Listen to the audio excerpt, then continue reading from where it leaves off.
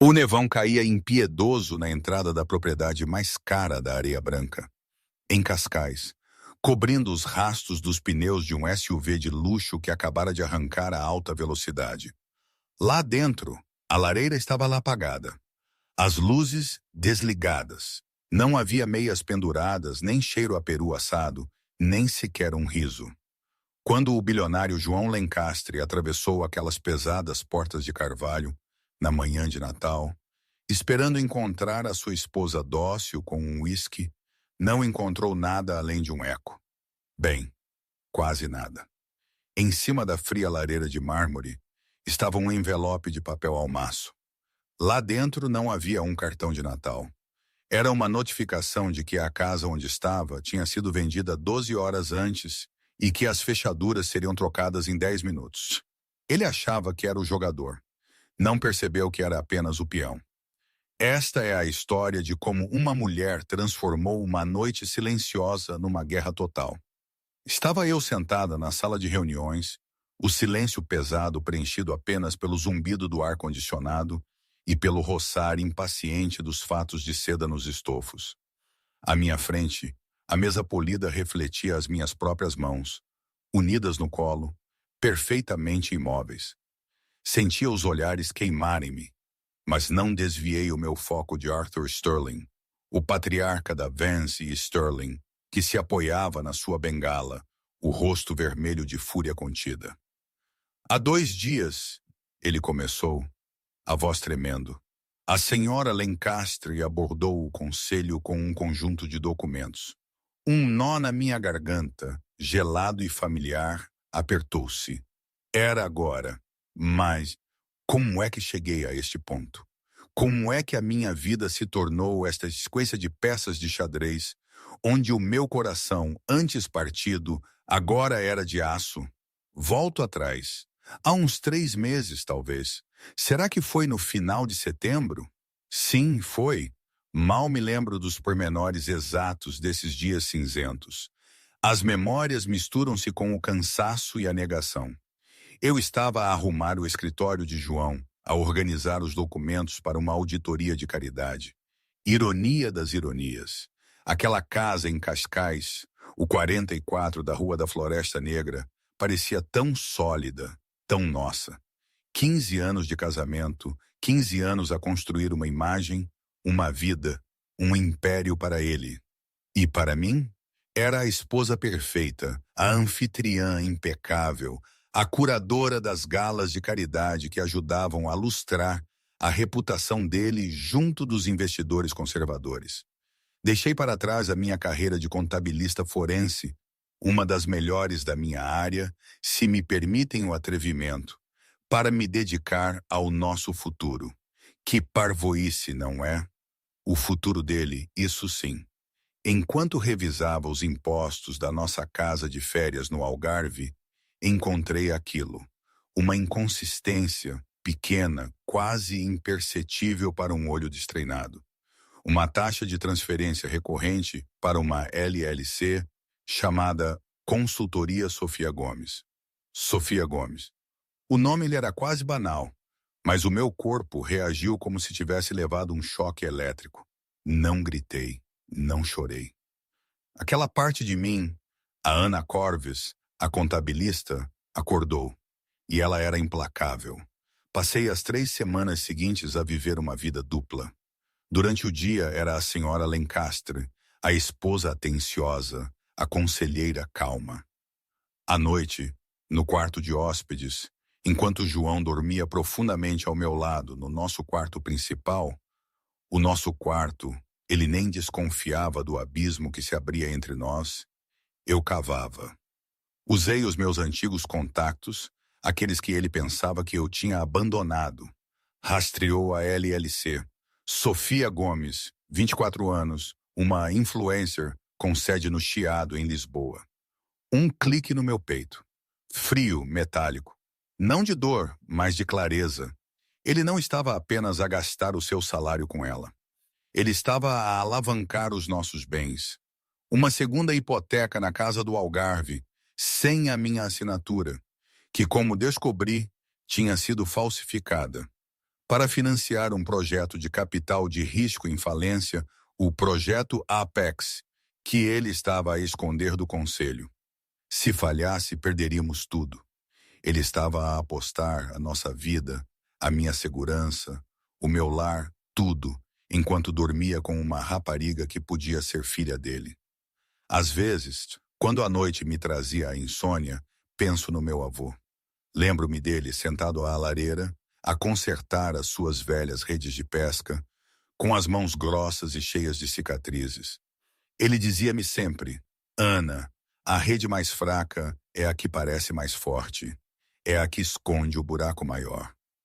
Na altura, eu pensava que ele falava apenas de barcos e peixes. Mas agora, sentada no escuro daquele quarto de hóspedes, com os ecrãs do computador a iluminarem a minha fúria, percebi o que ele queria dizer. As promessas de João, a sua imagem de homem de sucesso, a vida que ele tinha construído à nossa volta, tudo parecia forte e inabalável. Mas a minha rede, a nossa vida, estava cheia de buracos que ele tinha teimosamente escondido. E eu, por tanto tempo, tinha confiado que era sólida. Uma ilusão, uma grande e brilhante ilusão. E não havia nada mais perigoso do que uma ilusão bem feita. O momento decisivo, o que selou o meu destino e o dele, foi a 15 de novembro. Encontrei um e-mail entre João e o seu advogado pessoal, um tal de Rodrigo Castanheira. Assunto: Estratégia de divórcio do J. Lencastre para R. Castanheira. Rodrigo, prepara os papéis para janeiro. Quero apanhá-la de surpresa depois do fim do ano fiscal. Estrutura de forma a que ela receba o mínimo. Alega que ela não contribuiu para o patrimônio há uma década. Ela é mole. Não vai lutar. Quero ficar com a Casa da Floresta Negra para a Sofia. Ela gosta da piscina. Li aquilo sentada no meu carro à porta do supermercado Pingo Doce. Não chorei. Apenas um clique gelado e metálico no meu peito. O amor que eu tinha nutrido por ele durante 15 anos evaporou-se instantaneamente, substituído por uma clareza terrível. Ele pensa que sou mole. Pensei, apertando o volante até os meus nós dos dedos ficarem brancos. Ele pensa que sou uma decoração. Fui para casa, entrei no escritório e abri o cofre. Conhecia a combinação. João era demasiado arrogante para mudar, supondo que eu nunca olharia. Peguei num documento de há 5 anos, uma procuração irrevogável. 5 anos antes, João tinha sido submetido a uma cirurgia cardíaca de emergência. Aterrorizado por perder o controle do seu império, enquanto estava sob anestesia, tinha me concedido plenos poderes. Dava-me o direito de vender, trocar ou liquidar qualquer ativo em seu nome, caso ele estivesse incapacitado ou indisponível. O crucial foi que, depois de recuperar, ele tinha se esquecido de revogá-la. Não demorei. Levei o documento a um advogado diferente, Pedro Rodrigues. Pedro era o irmão afastado do sócio de João e odiava-o com uma paixão que queimava mais forte que o sol de agosto. Isto é válido? Perguntei ao Pedro 2 semanas antes do Natal, deslizando o documento pela sua secretária de mogno. Pedro, um homem de cabelos grisalhos e olhos de tubarão, leu-o cuidadosamente. Um sorriso lento e predador espalhou-se pelo seu rosto. Oh, é válido, Ana. No estado de Connecticut, ou neste caso para todos os efeitos em Portugal, isto é um código de lançamento nuclear. Enquanto ele estiver indisponível, digamos, fora do país a pretexto de uma mentira, pode legalmente agir como ele. Ele vai estar com a amante no Natal. Eu disse, a minha voz firme. Está a dizer a toda a gente que está em Tóquio. Perfeito, Pedro disse recostando-se. Se ele está em Tóquio, não a pode impedir de vender a casa, ou de liquidar as contas conjuntas, ou de transferir as ações. Eu não quero apenas deixá-lo, Pedro, eu disse. Ele quer dar a minha casa a ela. Ele quer deixar-me sem nada. Então Pedro cruzou as mãos. Vendemos a casa antes que ele volte. Liquidamos os bens. Colocamos o dinheiro num fundo offshore que ele não pode tocar. Podemos fazer isso em 24 horas? Pedro sorriu. Por uma comissão, posso fazê-lo em 12. O que é que vocês teriam feito? Deixavam-se espezinhar ou viravam o jogo? Momento de reflexão. Agora que a história se desenrola, e com a clareza dos meses passados, vejo que há uma ironia cruel em tudo isto. A vida que eu julgava ter construído para mim, baseada na estabilidade e na lealdade, desmoronou-se. E para reconstruir, tive de me tornar, bem, aquilo que ele tanto desdenhava na minha carreira original. Uma caçadora de inconsistências, uma desmontadora de ilusões. É engraçado, não é? Pensamos que mudamos, que evoluímos, que nos afastamos do nosso eu original. Mas a verdade é que as nossas habilidades, as nossas essências, estão lá, adormecidas, à espera de serem acordadas. E que melhor catalisador do que a traição para nos lembrar quem realmente somos? É quase uma lição, esta, de que, às vezes, temos de perder tudo para nos encontrarmos. Ou para nos lembrarmos do quão perigosos podemos ser quando somos empurrados para o limite. Eu pensava que tinha perdido a minha garra, o meu instinto de detetive dos números, mas ele estava apenas à espera. E João, o meu grande João, foi quem o despertou. Quem diria? O meu maior inimigo revelou-se o meu maior mestre, voltando àquela noite de véspera de Natal. O ar cheirava a pinho e a promessas vazias. João apareceu na entrada impecável, com o seu casaco de caxemira e o seu sorriso treinado. Desculpa, Ana, disse ele, ajeitando a gravata cor de carmesim, que combinava com o Natal, mas não com o vazio no seu coração. A fusão com o setor japonês é crítica. Se não estiver em Tóquio quando o mercado abrir no dia 26, perdemos o negócio. Tu sabes como é.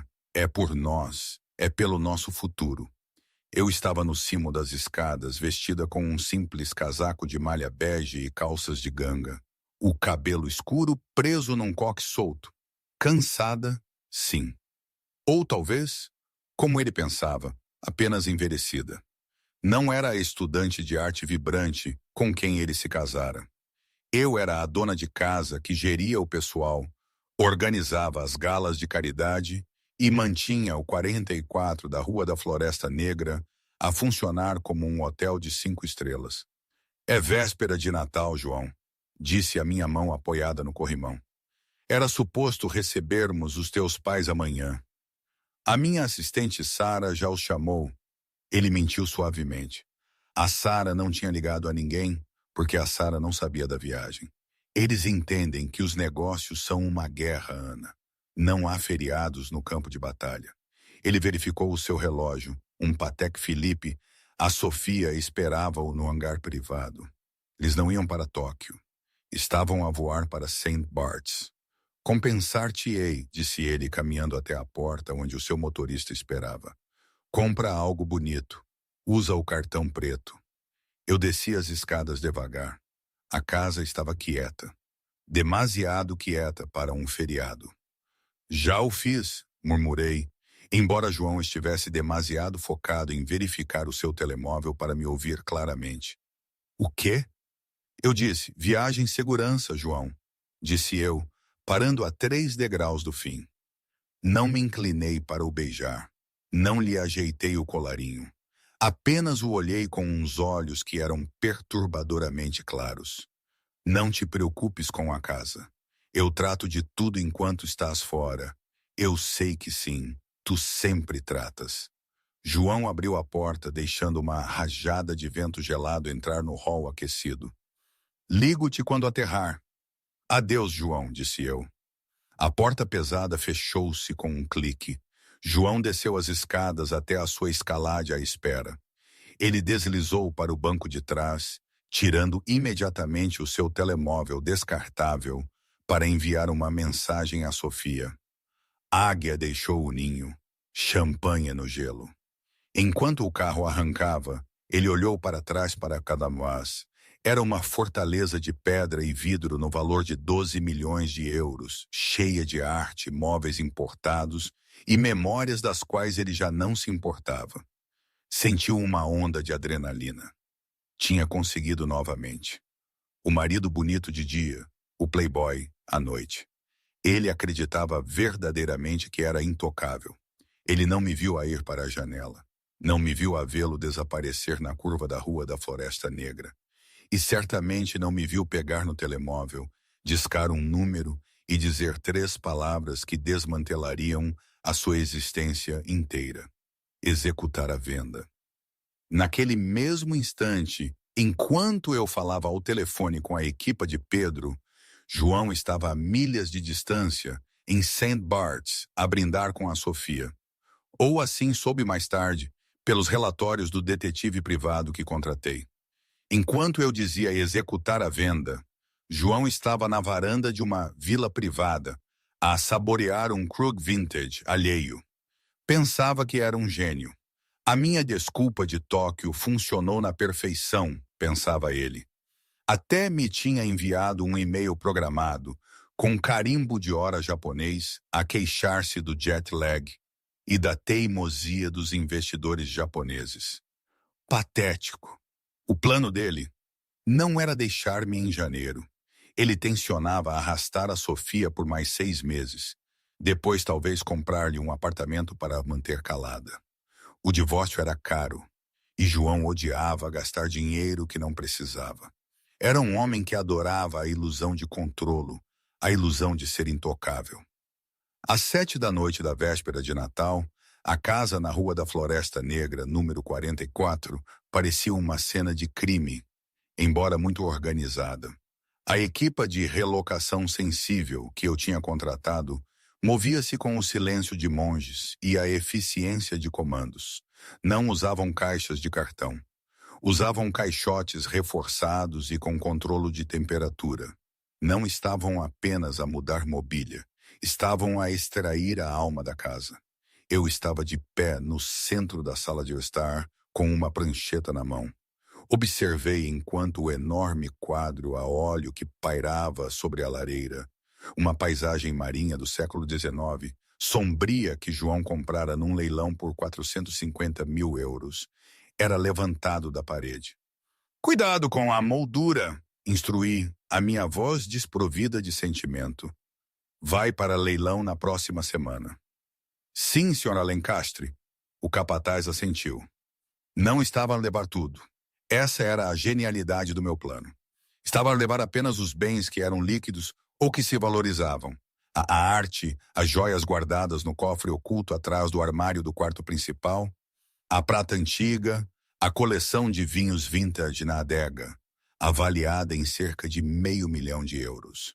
Deixei a mobília que João tinha escolhido, os frios sofás de couro modernos, as mesas de vidro que mostravam todas as impressões digitais, as pesadas estátuas masculinas que gritavam insegurança. Deixei a estrutura da sua vida, mas estava a esvaziá-la de valor. Às 7h30 da noite, os faróis de um Porsche Panamera preto, mate e elegante, varreram as janelas da frente. O meu pulso acelerou. Este era o ponto de não retorno. Pedro Rodrigues entrou primeiro, sacudindo a neve do seu casaco. Atrás dele, caminhava um homem que parecia ser o dono do tempo. João Santos. O João Santos, 38 anos, um magnata da tecnologia que tinha feito os seus milhares de milhões em cibersegurança. E, ironicamente, o inimigo jurado de João Lencastre. Há 3 anos, João Lencastre tinha adquirido de forma hostil uma startup de software que João Santos estava a mentorizar, desmantelou o pessoal e vendeu a propriedade intelectual por partes. João Santos tinha jurado publicamente que enterraria Lencastre se alguma vez tivesse a oportunidade. Eu liguei ao João Santos às 5 da tarde. Ele estava num jantar de família. Saiu antes da sobremesa. Senhora Lencastre, disse João estendendo a mão. Ele não olhou para a casa com admiração. Ele olhou com cálculo. Pedro diz-me que está a oferecer uma venda de urgência. Não é uma venda de urgência, Sr. Santos. Corrigi, apertando-lhe a mão firmemente. É uma liquidação de bens devido a um realinhamento estratégico do meu casamento. João sorriu. Gosto da terminologia. E do preço. 9 milhões em dinheiro. Transferência imediata da escritura. sem inspeções como está. A casa tinha sido avaliada em 12 milhões. 9 milhões era um roubo, mas para mim, não era sobre a margem de lucro. Era sobre a velocidade. E era sobre garantir que quando João tentasse desfazer isto, estaria a lutar contra um homem com mais dinheiro e melhores advogados do que ele. 9 milhões, João repetiu. Caminhou até as janelas do chão ao teto que davam para a propriedade coberta de neve. João adora esta casa. Ele gaba-se da vista em todas as reuniões do conselho. Já não se vai gabar, Pedro interveio, tirando uma pilha de documentos da sua pasta. Temos a procuração aqui, temos a escritura, temos o notário em videochamada à espera no iPad. Tudo o que precisamos é da sua assinatura e da transferência bancária. João virou-se para mim. Olhou para mim. Realmente olhou. Viu o cansaço nos meus olhos, mas também o aço. Ele sabia o que era aquilo. Aquilo não era negócio. Era vingança. E João Santos era um conhecedor de vingança. Compro, disse João, com uma condição. Qual? Eu perguntei. Quero que os códigos de segurança sejam alterados esta noite e quero ser eu a dizer-lhe que está a invadir a propriedade quando ele tentar entrar. Permiti-me um pequeno sorriso frio. Os códigos são seus, Sr. Santos, mas ele não estará a invadir a propriedade esta noite. Ele está indisponível. Ele estará de volta amanhã de manhã. Ainda melhor. João tirou o telemóvel. Estou a iniciar a transferência. Pedro, chama o notário. Durante a hora seguinte, a mesa da sala de jantar tornou-se um quartel-general. Papéis foram assinados. Identidades verificadas. A transferência digital de 9 milhões de euros moveu-se pelo éter, saltando da empresa de João para um fundo offshore seguro que Pedro tinha criado para mim nas Ilhas Caimão. Uma jurisdição que tornaria um pesadelo para João congelar. Às 8h45, o telemóvel de Pedro tocou. Fundos recebidos, Pedro anunciou. A escritura está registrada eletronicamente. A casa pertence ao Sr. Santos. João tirou um conjunto de chaves do bolso, as suas próprias chaves, e atirou-as para a mesa. Tenho uma equipa de segurança a caminho. Vão mudar as fechaduras até a meia-noite. Peguei na caneta pela última vez. Escrevi uma nota num pedaço de papel de carta creme e pesado. Não escrevi uma carta longa e lacrimosa. Não expliquei o meu desgosto. Escrevi uma frase. Espero que ela valesse o teto sobre a tua cabeça. Selei-a num envelope de papel ao maço junto com os papéis do divórcio que Pedro tinha redigido, papéis que citavam adultério e diferenças irreconciliáveis e exigiam 50% das ações restantes de João na Vence e Sterling. Coloquei o envelope na lareira de mármore. Estás pronta, Ana? Pedro perguntou gentilmente. Olhei em volta da sala vazia. Os transportadores tinham terminado. A arte tinha desaparecido. O vinho tinha desaparecido. As minhas roupas tinham desaparecido. A casa parecia enorme e oca. Uma concha de vidro à espera de se estilhaçar. Sim, eu disse. Estou pronta. Saí pela porta da frente e para a neve, entrando no meu modesto sedã. Não olhei para trás. Passei pela equipa de segurança de João Santos, que já estava a estacionar à porta, parecendo uma unidade paramilitar. Ana Lencastre estava sem abrigo no Natal, mas enquanto me juntava à autoestrada, a caminho de um hotel boutique, onde tinha reservado uma suíte com o meu nome de solteira, sentia algo que não sentia há anos. Eu estava livre. 3.000 quilômetros de distância, o ar estava carregado com o cheiro a hibisco e salmarinho. João Lencastre estava sentado na varanda de uma vila privada em St. Barts, agitando um copo de champanhe Krog Vintage. O oceano era um vazio negro abaixo dele. As ondas chocavam ritmicamente contra as falésias. Dentro do quarto, Sofia estava a terminar a maquilhagem. Tinha uma reserva no Lisola para as 22 horas, seguida de uma festa VIP num iate de um oligarca russo. João sentia-se um rei. Verificou o telemóvel. Nenhuma chamada perdida da Ana. Perfeito. O estratagema de Tóquio estava a aguentar-se. Tinha-lhe enviado um e-mail agendado mais cedo nesse dia, com um carimbo de hora para parecer que vinha do fuso horário japonês, a queixar-se do jet lag e da teimosia dos investidores japoneses. Ele era um gênio. Querido, isto está muito. Sofia saiu para a varanda. Usava um vestido que custava mais do que a maioria dos carros. Era essencialmente uma rede cintilante presa por esperança e fita de moda. João sorriu, o álcool a aquecer-lhe o sangue. Pareces cara. Adoro. Ela riu e sentou-se no colo dele, passando a mão cuidada pelo cabelo dele. Estou tão feliz por teres conseguido fugir. A tua esposa realmente pensa que estás no Japão. A Ana não é curiosa, João disse, bebendo um gole de champanhe. Ela vive numa bolha que construí para ela. Ela é feliz a arranjar flores e a gerir o pessoal. Ela não faz perguntas. Ela parece aborrecida, Sofia fez um beicinho.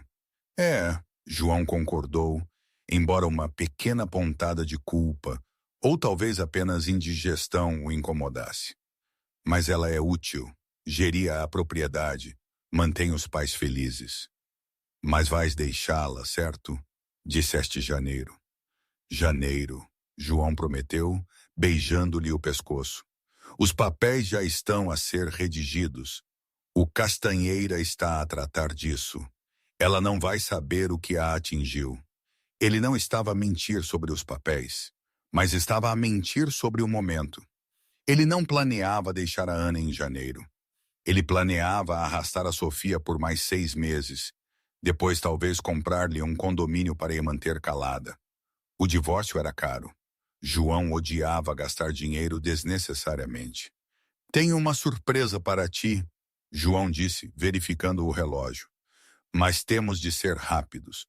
Voamos de volta às 4 da manhã. Sofia recuou, a cara desiludida. 4 da manhã? Disseste que tínhamos o fim de semana todo. Tenho de estar de volta para o almoço de Natal com os meus pais. Sofia, eu disse-te isso.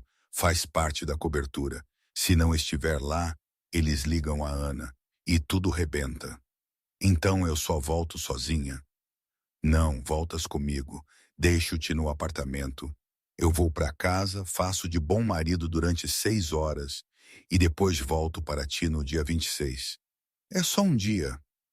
Sofia parecia irritada, mas a pulseira de diamantes que ele lhe tinha dado há 1 hora parecia pesar na sua raiva. Está bem, mas ficas a dever-me. Eu sempre pago as minhas dívidas. João sorriu. Se ele soubesse... A manhã de 26 de dezembro amanheceu cinzenta e lamacenta. João tinha dormido no seu fato. Tomou banho na água morna do motel, barbeou-se com uma navalha descartável que comprara na máquina de venda automática e conduziu até a sede da Vance Sterling, no centro de Lisboa. Sentiu uma onda de confiança ao entrar no parque de estacionamento subterrâneo. Este era o seu reino. Aqui ele era Deus. Ele subiu no elevador privado até ao 40º andar.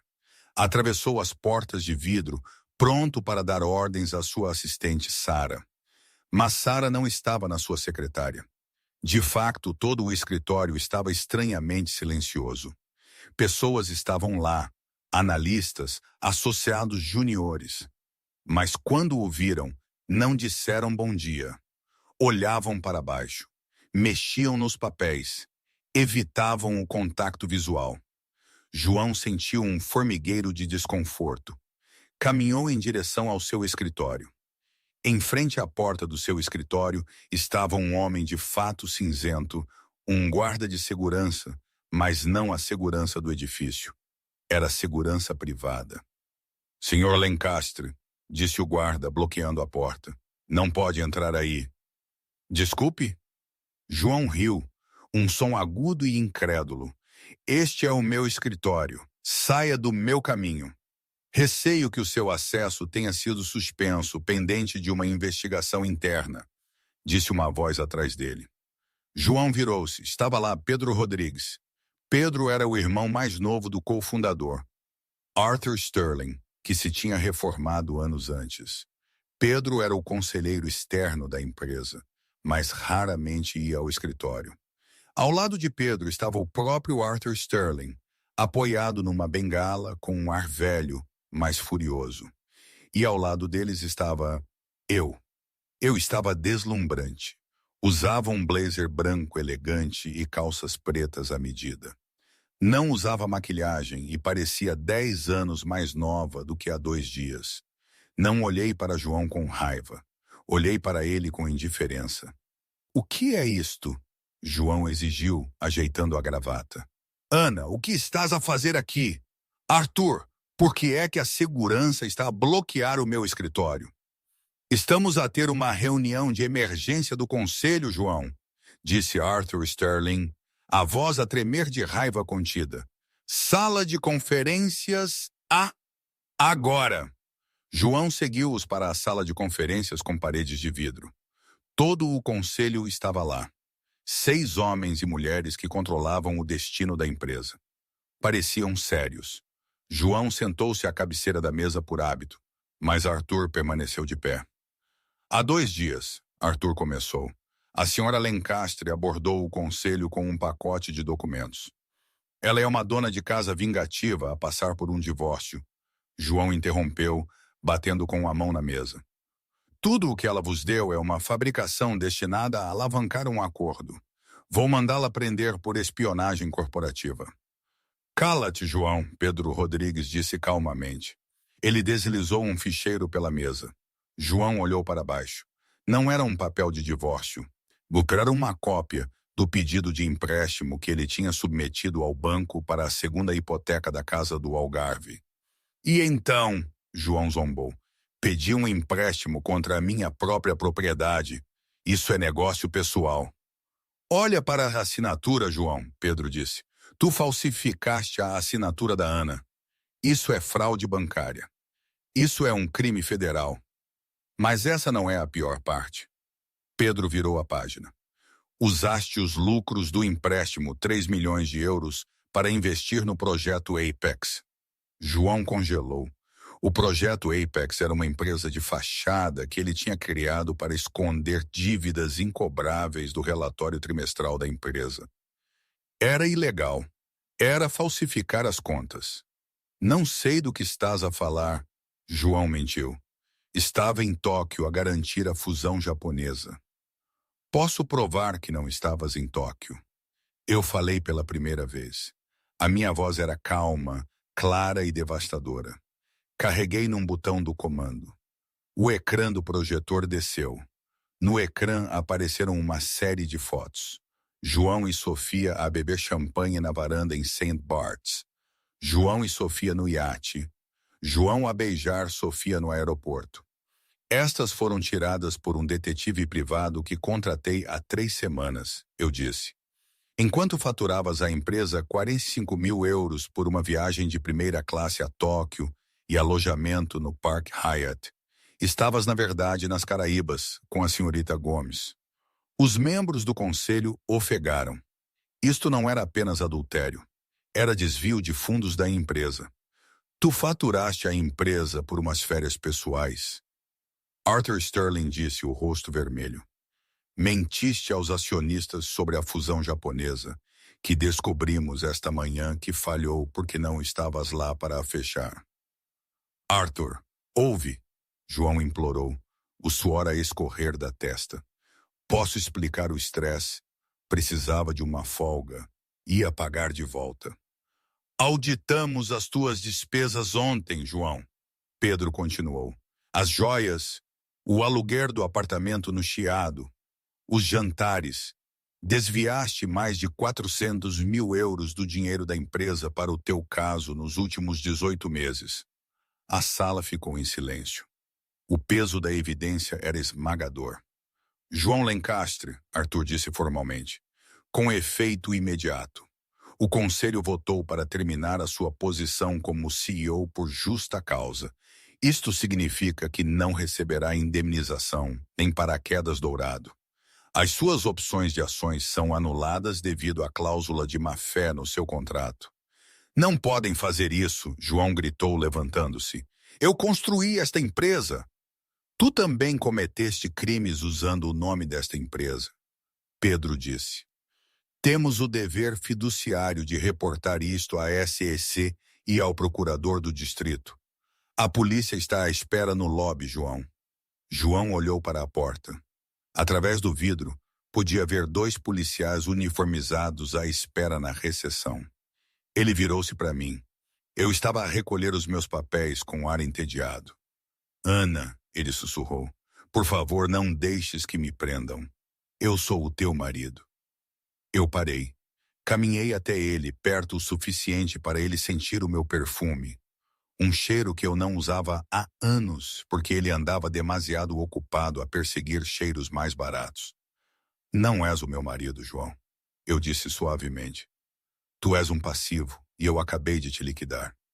Virei-me para Pedro. Acredito que o meu trabalho aqui está feito. Entrarei em contato relativamente ao acordo de divórcio. Espero 50% dos ativos que sobrarem depois de o governo terminar com ele. Claro, Ana. Pedro assentiu. Saí da sala de conferências, passei pelos guardas de segurança, pelos polícias e entrei no elevador. João ficou sozinho na sala de reuniões, rodeado pelas pessoas que antes o temiam. Senhor Lencastre, o chefe de segurança disse, entrando na sala. Se nos fizer o favor, os oficiais gostariam de falar consigo.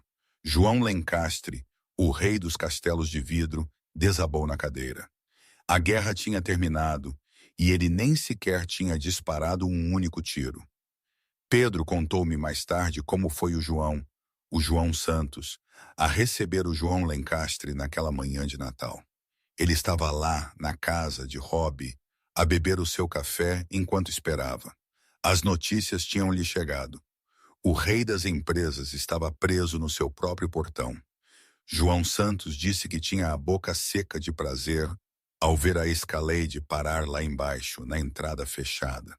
Não era apenas a vista que ele estava a apreciar, mas a cena de Malcolm Vance, o seu antigo rival, a ser confrontado com a nova realidade. Para Joel Ash, não era só um negócio, era uma questão pessoal. E ver o olhar de choque na cara de João quando o guarda recusou a entrada, e depois quando o envelope foi entregue, foi para ele a melhor xícara de café de sempre. João Santos não se dignou a ir lá fora. Simplesmente levantou a sua chávena num brinde sarcástico, sabendo que, mesmo àquela distância, João Lencastre sentiria o golpe. Foi um momento de silêncio, de pura e inalterada satisfação. Para o João Santos, a vitória sabia doce, agridoce talvez, porque vinha da minha dor, mas ainda assim vitória. 6 meses depois, o calor do verão em Nova York era opressivo, um cobertor pegajoso e úmido que cheirava a lixo e a escape. João Lencastre estava sentado na beira de um sofá-cama num apartamento tipo estúdio no bairro de Queens. O ar-condicionado rangia violentamente na janela, pingando a água no chão de linóleo. Ele usava uma t-shirt com uma mancha na gola e calças de treino. À volta do seu tornozelo esquerdo, havia uma pulseira de plástico preta com uma luz verde a piscar. Monitorização GPS, uma condição da sua fiança. A sua queda tinha sido espetacular. O escândalo Vance dominara o ciclo de notícias financeiras durante semanas. A investigação da SEC tinha descoberto não apenas a fraude com o projeto Apex, mas anos de evasão fiscal e tráfico de informações privilegiadas que João pensava que estavam enterrados profundamente o suficiente para nunca verem a luz do dia. Ele enfrentava 15 anos de prisão federal. Os seus bens estavam congelados. A sua reputação era radioativa. Até os seus velhos amigos, aqueles com quem bebia uísque no clube, não lhe devolviam as chamadas. Não queriam ser intimados. Ele rolava o Instagram num velho iPhone 8. O seu modelo mais recente tinha sido apreendido como prova. Ele seguiu uma hashtag que não devia. Amor de verão.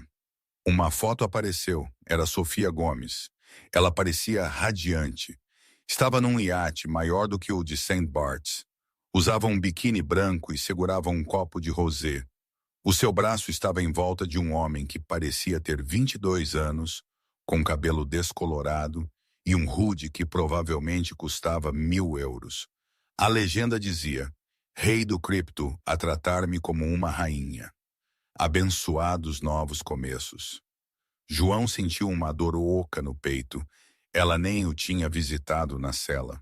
No dia em que a notícia arrebentou, ela tinha bloqueado o seu número e divulgado um comunicado à Page Six, alegando que era uma vítima da manipulação de João Lencastre e que não tinha conhecimento dos seus crimes financeiros. Ela tinha o enganado, tal como toda a gente. Uma batida à porta fê-lo saltar. Não esperava ninguém. O seu advogado, um defensor público nomeado pelo tribunal chamado Vitor, que cheirava a café velho, não devia chegar antes de quinta-feira. João arrastou-se até a porta e abriu-a. Um estafeta estava lá. Encomenda para João Lencastre. João assinou. Era uma caixa pequena e pesada, embrulhada em elegante papel prateado. Não havia endereço de remetente, mas o carimbo postal era de Positano, Itália. O seu coração martelou. Ana. Ele levou a caixa para a mesa de cozinha bamba e rasgou o papel. Abriu a tampa. Dentro estava um relógio. Não era um relógio qualquer.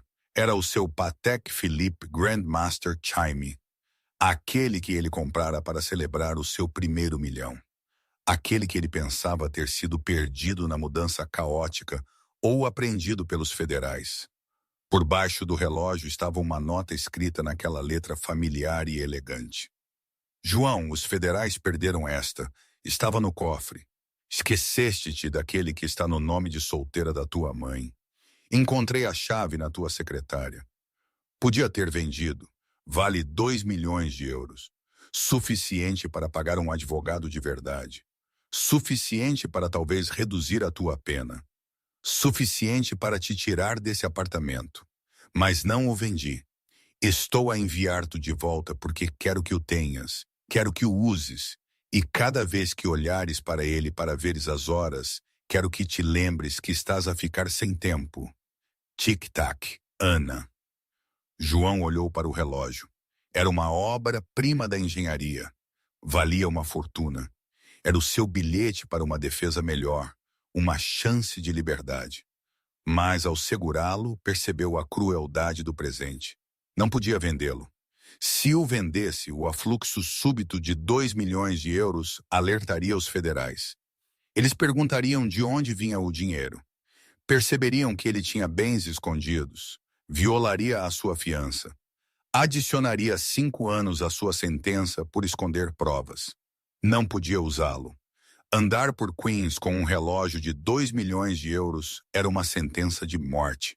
Não podia guardá-lo. Se a polícia revistasse o seu apartamento novamente, o que faziam aleatoriamente, encontrá-lo-iam e acusá-lo-iam. Eu não lhe tinha enviado um salva-vidas. Tinha-lhe enviado uma maldição. Uma lembrança da riqueza que ele podia olhar, tocar, mas nunca mais usar. Positano, Itália. O sol punha-se sobre o mar Tirreno, transformando a água num roxo e dourado. Eu estava sentada no terraço de uma vila que cheirava a limões e rosmaninho selvagem. Eu estava diferente. O cabelo estava curto, um bob chique que emoldurava o meu rosto. Usava um vestido de linho que esvoaçava com a brisa. Parecia mais jovem, sim, mas principalmente parecia mais leve. O peso de 15 anos de mentiras tinha sido levantado. Mais vinho, senhora. Olhei para cima. João Santos estava a caminhar para o terraço segurando uma garrafa de Barolo Vintage. Ele não usava um fato, usava calções e uma polo. Parecia relaxado, a intensidade de tubarão da sala de reuniões, substituída pela descontração de um turista. Por favor, sorri, estendendo o meu copo. João serviu o vinho e sentou-se em frente a mim. Recebi um e-mail do Pedro. O estafeta entregou a encomenda. Bom, eu disse bebendo um gole. Ele aceitou? Ele assinou o recebimento. Pedro diz que provavelmente está a olhar para ele agora, a tentar perceber se é uma armadilha. É uma armadilha, eu disse simplesmente. É o fardo da posse. Ele sempre se definiu pelo que possuía. Agora ele possui algo que o pode destruir. João riu, abanando a cabeça. Lembra-me de nunca te contrariar, Ana. Tu jogas o jogo a longo prazo melhor do que qualquer pessoa que eu conheço.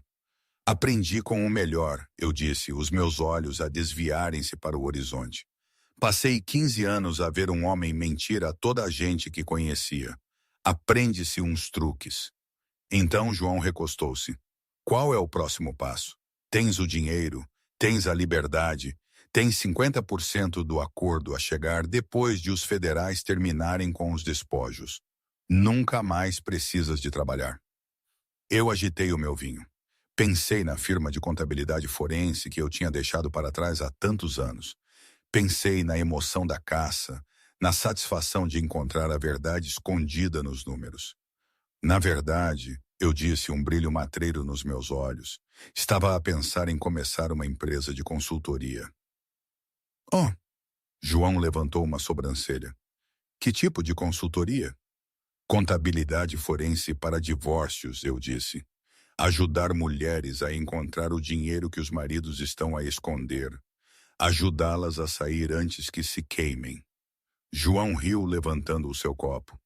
Vai ser a mulher mais perigosa de Nova York. Já sou, eu respondi, batendo o meu copo contra o dele. Olhei para o vasto mar aberto.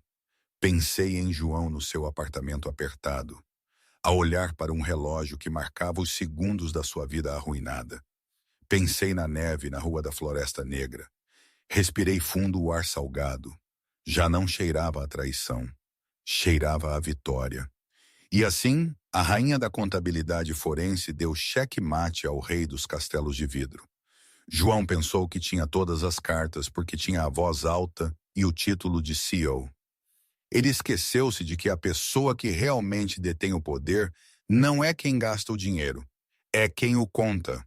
E eu não obtive apenas vingança, obtive justiça. Provei que, embora a traição possa compensar a curto prazo, os recibos duram para sempre. E hoje, não sei. Às vezes penso que foi o melhor que me podia ter acontecido. Às vezes penso que cometi um erro. Provavelmente ambos. É assim a vida, não é? Nada é definitivo. Nada é perfeito. Mas é a minha vida.